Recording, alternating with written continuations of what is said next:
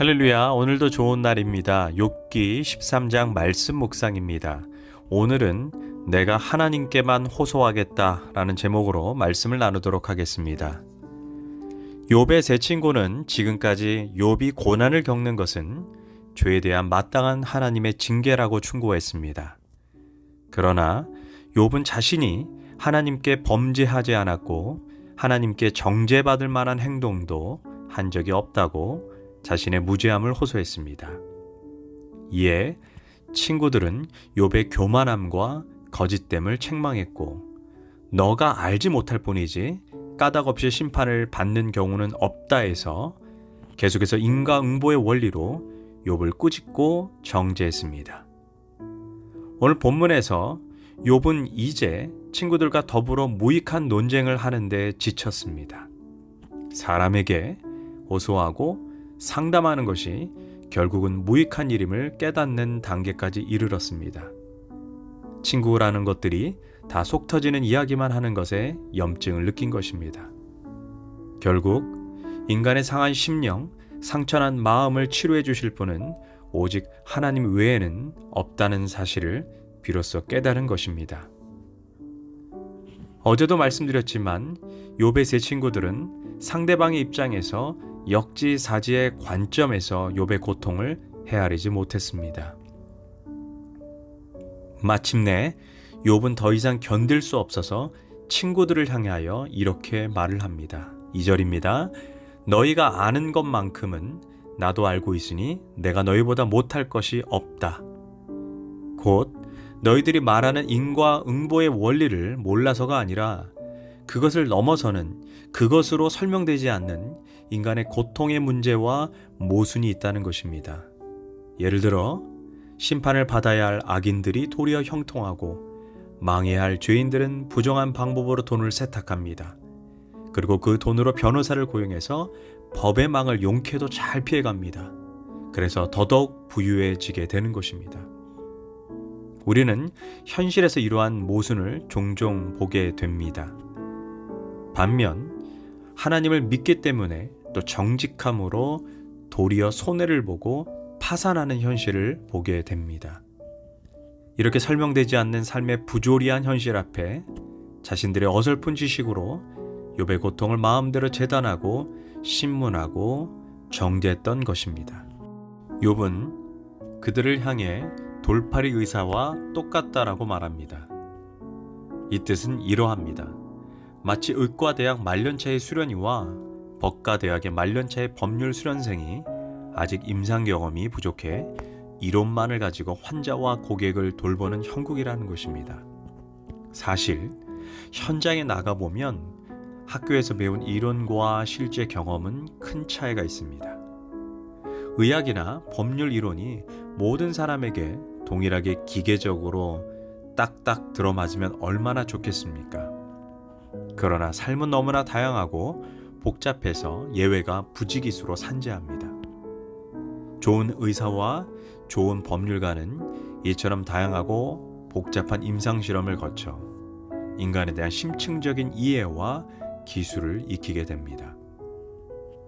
그 결과 노련한 의사, 분별력 있는 법률가가 되는 것입니다.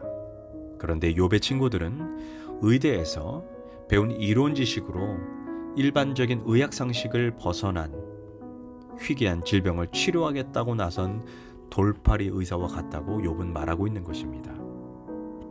결국 그들은 욥을 이 질병에서 고친다고 호언장담하지만 결국 더 큰 아픔, 더 큰 상처만 줄 뿐입니다. 그런 의미에서 욥의 세 친구들은 돌팔이 의사와 진배가 없는 것입니다. 여기에서 우리는 내 주변에 있는 사람들에게 갑자기 찾아온 고통에 대해 내 작은 지식으로 함부로 판단하고 함부로 입을 벌리는 돌팔이 의사가 되어서는 안 됩니다. 무조건 인과율과 추수 법칙으로 주변 사람들을 정죄하고 판단하는 일을 그쳐야 합니다. 그냥 옆에 함께 있어 주십시오. 그냥 공감해 주십시오. 욥은 이제 자기의 운명을 친구들에게 맡길 것이 아니라 하나님께 직접 대면해서 묻겠다고 다짐합니다. 14절에서 16절을 보면 나라고 해서 어찌 이를 악물고라도 내 생명을 스스로 지키려 하지 않겠느냐. 하나님이 나를 죽이려고 하셔도 나로서는 이제 잃을 것이 없다. 그러나 내 사정만을 그분께 아뢰겠다. 적어도 이렇게 하는 것이 내게는 구원을 얻는 길이 될 것이다. 욥은 여기에서 이제 자신은 더는 잃을 것이 없다는 것입니다. 그래서 내가 죽는 한이 있더라도 고난의 이유를 하나님께 묻겠다는 것입니다. 그것이 자기에게 남는 유일한 희망이라는 것이죠. 이는 자신의 무죄함을 확신한 데서 온 양심과 용기의 결단입니다. 17절에서 18절에서 욥은 이렇게 말합니다. 너희는 이제 내가 하는 말에 귀를 기울여라. 내가 하는 말을 귀담아 들어라. 나를 좀 보아라. 나는 이제 말할 준비가 되어 있다. 내게는 내가 죄가 없다는 확신이 있다. 이제 친구들을 제치고 하나님께 직접 따지는 욥의 다부진 모습을 보게 됩니다. 오늘 본문을 통해 우리는 짧게 세 가지를 깨닫게 됩니다. 첫째, 위기의 순간에 결코 사람은 위로자가 되지 못할 뿐 아니라 해결자도 아니라는 것입니다. 성경에 여호사밧이라는 왕이 있습니다. 여호사밧은 모압과 암몬과 마온 족속이 쳐들어왔을 때 그는 자기를 도와줄 연합군에게 손을 뻗지 않았습니다. 오직 예루살렘 성전으로 올라가 아이부터 어른에 이르기까지 다 예루살렘으로 올라오라고 해서 성회와 금식을 통해 오직 하나님께만 소망을 두었습니다. 이것이 바로 문제를 푸는 열쇠였습니다. 그리고 결국 모압과 암몬과 마온 족속을 이기게 됩니다. 욥은 비로소 이것을 깨달은 것입니다. 둘째, 우리가 혹시 욥의 세 친구와 같은 주변 사람들을 쉽게 판단하고 정죄하는 것은 아닌지 돌아봐야 합니다.